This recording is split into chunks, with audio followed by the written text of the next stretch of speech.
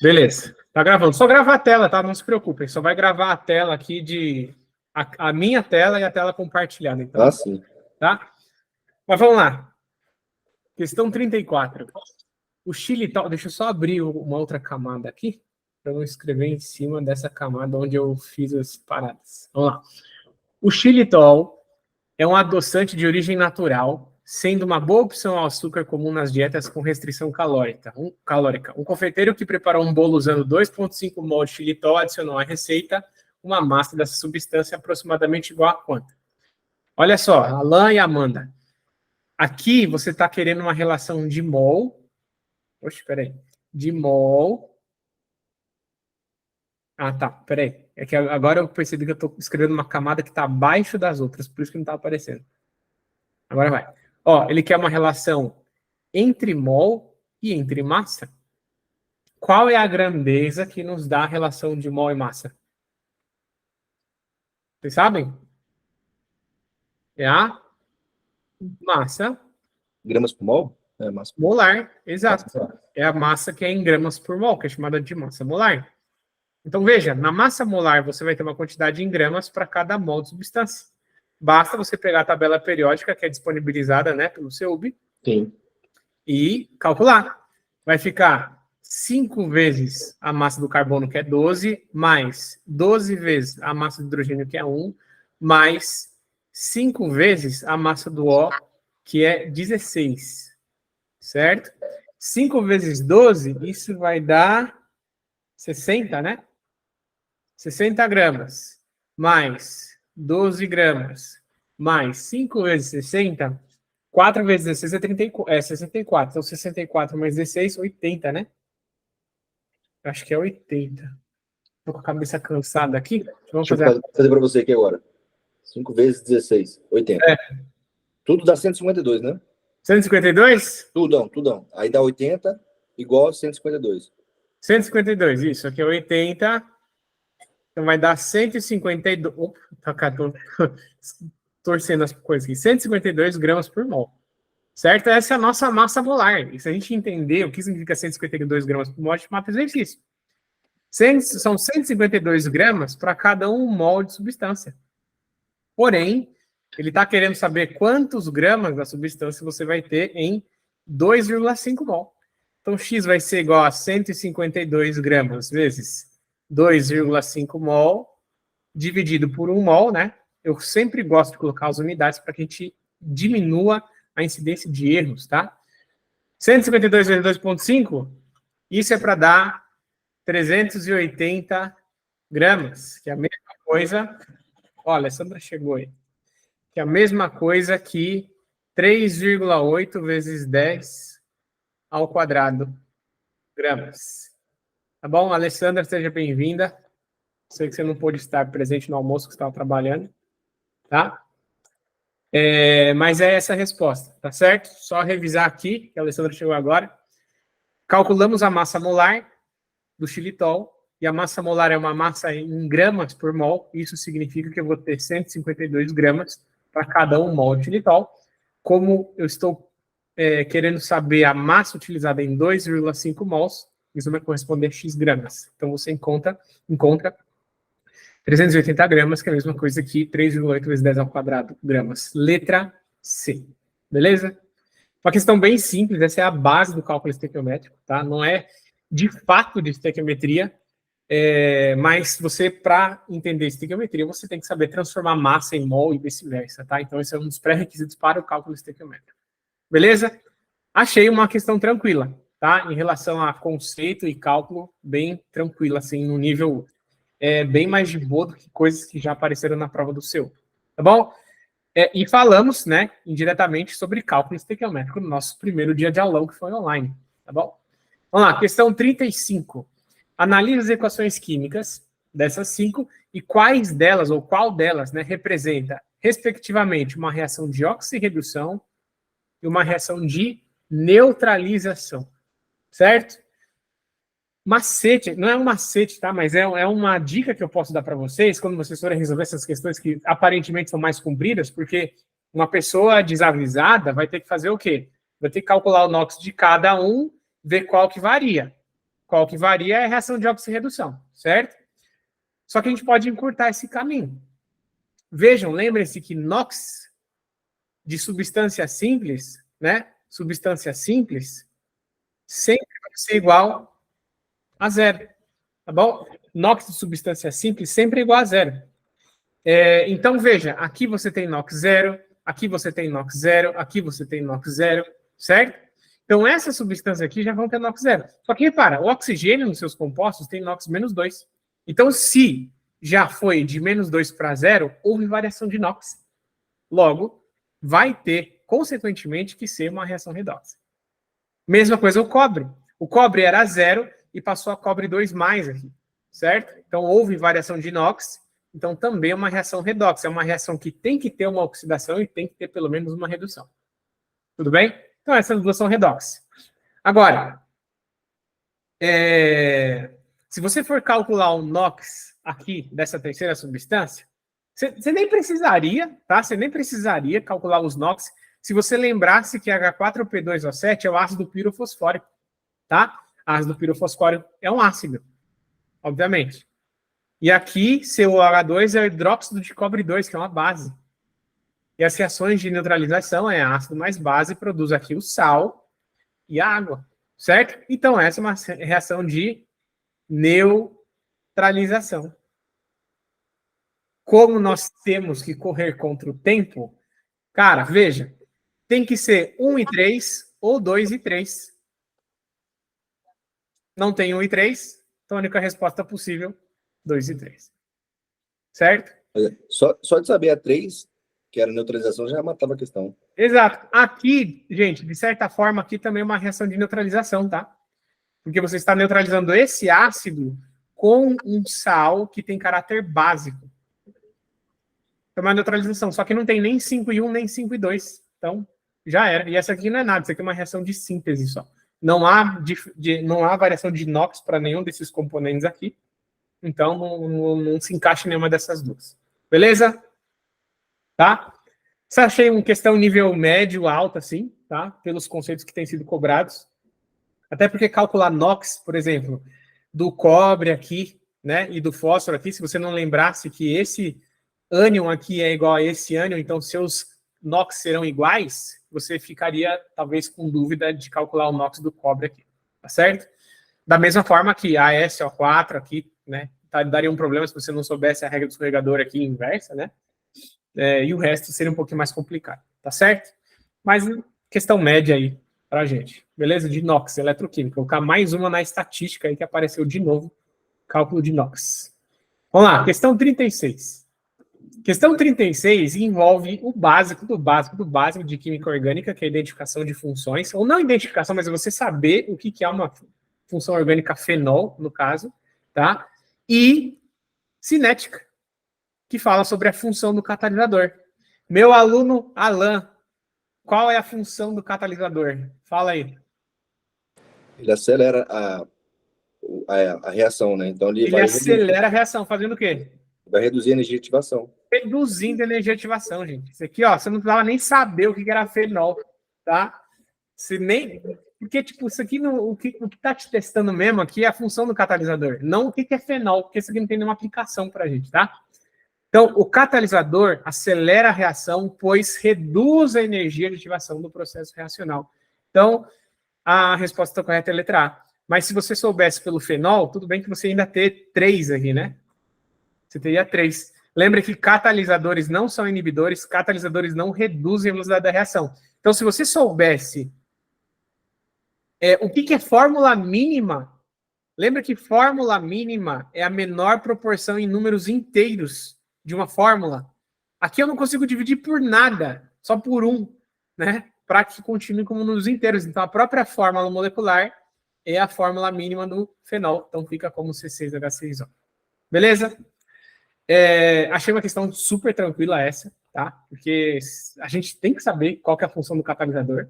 Né? Lembra, todo mundo já viu aquele gráfico, né? Que você tem aqui entalpia, aqui você tem o caminho da reação, você tem, por exemplo, reagentes e produtos, uma reação endotérmica, no caso, aí você tem uma curvinha. Aí ele vai te falar sobre uma outra curvinha que tem, né, uma altura menor, e essa aqui é a curva com o catalisador, e essa azul é sem catalisador, porque o catalisador diminui essa energia de ativação, certo? Da reação. Beleza? Achei tranquilo essa questão também. 37. Cálculo estequiométrico. Vocês usaram, alguém que estava, né? Não sei se o Alan teve tempo de fazer, mas alguém usou o macete que eu ensinei no aulão do primeiro dia. Não sei se vocês estavam no aulão do online que teve. Alessandro usou, né? Cara, olha, esse macete aí, depois que você aprende o macete, não tem volta mais. Você não tem vontade de resolver exercício de pureza e rendimento de outra forma, tá? Vamos lá. Olha só, tá falando aqui do carbonato de cálcio, o principal componente é o calcário, né? Principal componente do calcário. Aí fala sobre liberação de íons cálcio, que é o Ca2+, ele deu as massas molares justamente para a gente economizar tempo.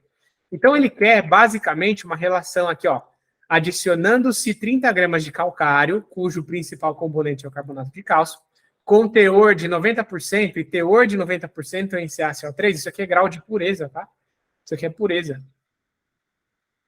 Essa reação, qual é a massa de íons cálcio formada? Então, olha só, você quer uma relação entre CaCO3 e Ca2+, observando, obviamente, que a equação já está balanceada por conta desse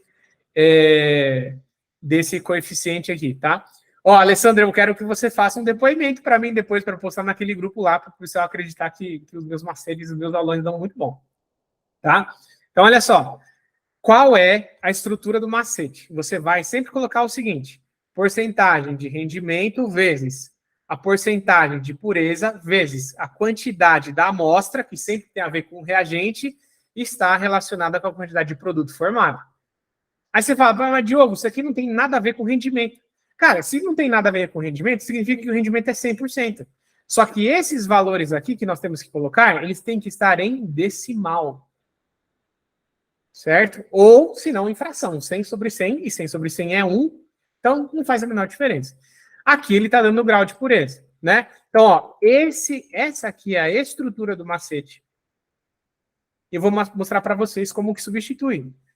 Rendimento sendo 1, a gente ignora ele, tá? Grau de pureza em porcentagem, 0,9. Quantidade da amostra foi dada aqui, ó, 30 gramas do calcário. Está para a quantidade de Ca2+ formada, que vai ser a nossa incógnita, vou chamar de M, porque ele quer a massa em gramas, tá? Essa é a primeira linha da regra de 3, tá? Você só substitui esses valores aqui na estrutura do macete. Agora, a segunda linha da regra de 3 é você pensar o seguinte, bom, aqui no meu reagente, ele me deu um valor em massa, então eu preciso acessar a proporção estequiométrica de 1 mol de CaCO3 em massa. E 1 mol de CaCO3 em massa é a própria massa molar do CaCO3. Então, tu vai colocar aqui 100 gramas. Aqui no lado dos produtos, se ele está te pedindo massa do produto, você tem que fornecer a informação estequiométrica em massa do Ca2+. E ele já deu aqui também 40 gramas por mol, certo? Já que é 1 mol só, apenas os 40 gramas. Só resolver a regra de 3, ó. A massa vai ser igual a 0,9 vezes 30 gramas, vezes 40 gramas, dividido por 100 gramas, só cortar as unidades. E gente, eu insisto para vocês, tá? Sempre coloque as unidades, porque se não sobrar a unidade que você quer, você está fazendo da forma errada, certo? Fazendo essa conta, se eu não me engano, você vai chegar em 10,8 gramas, e essa é a resposta final, letra C. Beleza? Eu amo esse macete. Só não amo mais que minha esposa, mas eu amo demais esse macete de cálculo estequiométrico. Tá? Só substituir os bagulhos. A gente não perde tempo com algo que, se vocês forem ver, né, lá no grupo, a maioria falou assim, eu tenho maior problema em cálculo estequiométrico. Aqui comigo, eu garanto para vocês que vocês não vão ter problemas em cálculo estequiométrico. Tá? Essa é 37, super no padrão do que tem caído, tá? Grau de pureza, um cálculo estequiométrico ali normal, às vezes parece que até que eu já vi essa equação aqui em outra prova da VUNESP, tá bom? Seguindo, estamos quase acabando, que já foram 4, só faltam 3. Deixa eu voltar aqui, vou disponibilizar de novo esse slide aqui para vocês lá no grupo, tá bom? Questão 38, equilíbrio químico, gente. Equilíbrio químico, lembra nosso aulão passamos um bom tempo explicando, foi no presencial, né? Passamos um bom tempo falando sobre sobre os fatores que interferem no equilíbrio químico. Então, veja, a gaseificação dos refrigerantes é obtida pela adição de solubilização de dióxido de carbono sob pressão e temperaturas controladas. Quando a garrafa do refrigerante é aberta, verifique-se a perda de parte de CO2 solubilizado, processo que ocorre de acordo com o equilíbrio químico. O que nós podemos observar aqui? Que essa reação, no sentido direto, certo? É uma reação endotérmica, pois o ΔH é maior do que zero. Consequentemente, o processo inverso, né? Não, eu adorei essa questão, Alessandro. O processo inverso é um processo exotérmico com ΔH menor do que zero, tá bom? Considerando os fatores que podem alterar o equilíbrio representado, a perda de CO2 pode ser reduzida. Aqui está o ponto central. Você precisa fazer algo com que o equilíbrio minimize as perdas de CO2, tá? A perda do CO2 pode ser reduzida se o refrigerante contido na garrafa for submetido a... Veja que ele só abordou a questão de aumentar a temperatura, né, ou diminuir a temperatura, aumentar a pressão ou diminuir a pressão. Vamos lembrar, o aumento da temperatura, lembra o macetezinho da mão que eu fiz? O aumento da temperatura favorece o sentido endotérmico. E concordam comigo que o sentido endotérmico, que é o sentido direto nesse caso, vai favorecer a liberação de CO2? Então você não quer isso. Você não quer que libere mais CO2, tudo bem? Logo, se o sentido direto, né, se aumentar a temperatura favorece o sentido direto, diminuir a temperatura, consequentemente, vai favorecer o sentido exotérmico, certo? Favorecendo o sentido exotérmico, favorece o consumo de CO2, a redução desse CO2 que sai para a atmosfera quando você abre a garrafa. Ele continua o CO2 solubilizado na forma de ácido carbônico, na forma de HCO3, tá? Então, exotérmico. Então, uma das coisas é diminuir a temperatura. Então, já não pode ser a A, certo? Temos uma convidada de honra aqui, Bruna de Holanda Loz, minha aluna do ensino médio desde o 9º ano. Preciso parar um pouquinho a aula aqui para cumprimentar essa querida aluna aí que fez tanto por mim aí por um bom tempo, tá? Bruna, um prazer ter você aqui com a gente, viu? Bruna já é aluna de medicina do UniCeub, né, do CEUB, e espero que ela encontre vocês aí, né, nesse próximo semestre, tá bom? Oi, Diogo, desculpa ter atrapalhado, eu só entrei porque eu queria não atrapalha nada, não. Um pouco da aula. Oi, gente, tudo bem com vocês? Sou a Bruna, já estou indo para o meu 2º ano, estou esperando vocês aqui, estou inclusive fazendo trabalho da faculdade, mas estou esperando vocês, tá bom? Só passo para dar um oi. Oi, tudo bem? Bom ter você aqui, tá? Aí, ó, a Bruna que indicou né, que me indicou para a galera, isso o Alan falando, tá bom? Quem conhece a Bruna, gente, olha, gente boa demais. Mas vamos lá, ó. Então, um dos fatores é diminuir a temperatura. Então, não pode ser a A, certo? E não pode ser a C. Tá bom?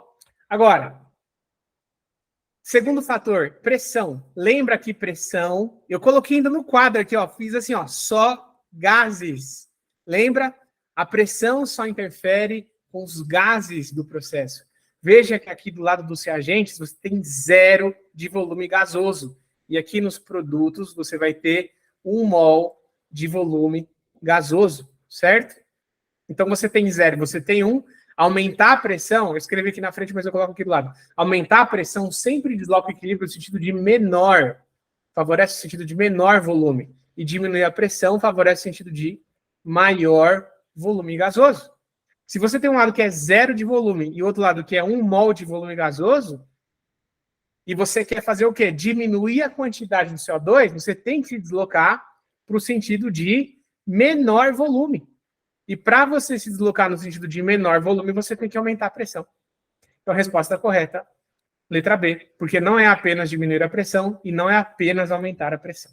Tá bom? Resposta correta, letra B. Beleza?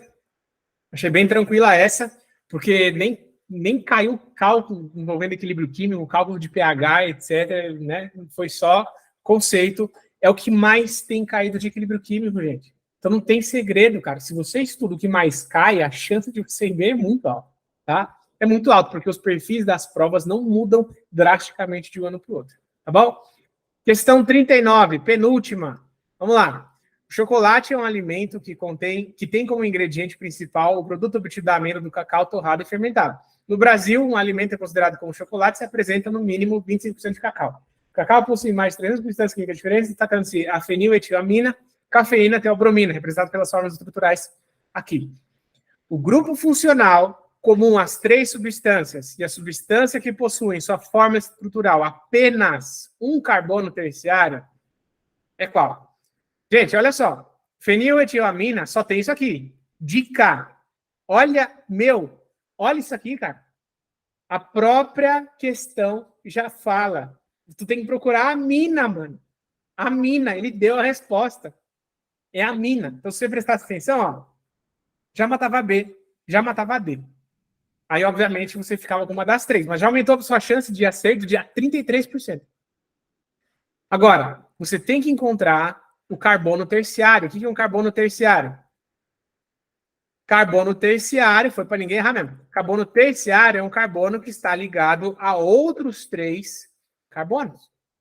Aí ele está te testando, você vê o seguinte, ele fala, tá como se estivesse falando para você. Eu quero que você saiba ler essas representações em barras, né, em traços, né, ou em linhas, tá, da química orgânica. Então, veja, aqui você tem um carbono, ele está ligado a mais um. Esse carbono aqui está ligado a mais um. Esse carbono aqui não está ligado a nenhum, esse carbono aqui não está ligado a nenhum. Não tem carbono terciário aqui. Aqui, esse aqui só está ligado a mais um, esse aqui está ligado a 2, esse aqui está ligado só a ele mesmo, né? Não tem nenhum outro carbono. Esse aqui não está ligado a ninguém, esse aqui não está ligado a ninguém, né? A outro carbono, esse aqui também não. Então, a única que sobra é esse aqui. Esse carbono aqui está ligado a outros 3 carbonos, né? Por isso que ele é considerado um carbono terciário, tá bom? Esse aqui é o carbono terciário. Por isso que a resposta correta é a letra E, amina e feniletilamina, tá certo?